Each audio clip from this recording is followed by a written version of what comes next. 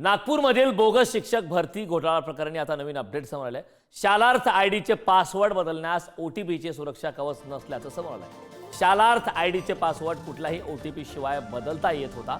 शालार्थ प्रणालीचा शिक्षण उपसंचालकांसह अन्य कर्मचाऱ्यांनी गैरवापर केल्याची शंका आहे। घोटाळा उघडकीस येण्याच्या 1 महिन्यापूर्वी ओटीपीचा पर्याय देण्यात आला। प्राथमिक, माध्यमिक आणि उच्च माध्यमिक शाळांमधील शिक्षकांच्या वेतनासाठी सरकारने नोव्हेंबर 2012 पासून ही शालार्थ प्रणाली सुरू केली। संदर्भात ताजी अपडेट देण्यासाठी आपले प्रतिनिधी जितेंद्र शिंगाडे आपल्यासोबत नागपूरहून जोडलेत।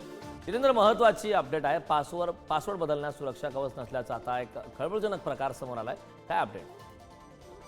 आपण पाहिलेलं आहे की नागपुरातील किंवा नागपूर विभागातील जो शिक्षकांचा नियुक्ती घोटाळा आहे तो राज्यभर गाजत आहे। अनेकांची यात अटक झालेली आहे, काही जण निलंबितही झालेले आहेत। हा जो शालार्थ घोटाळा आहे तो शिक्षकांच्या नियुक्ती जेव्हा करण्यात येते अनुदानित शाळांमध्ये तेव्हा शालार्थ आयडी तयार करण्यात येतो आणि हे उपसंचालकांकडे अधिकार असतात।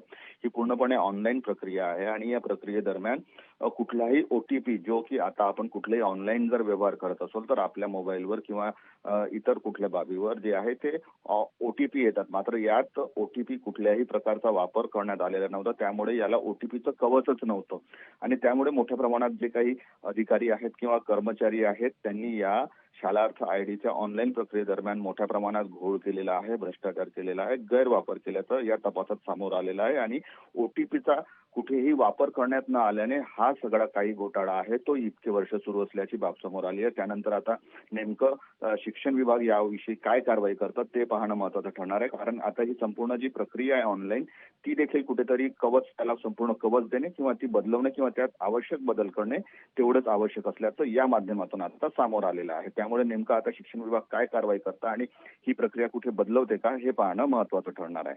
करण, नक्कीच जितेंद्र, खूप खूप धन्यवाद या महत्त्वपूर्ण अशा माहितीसाठी।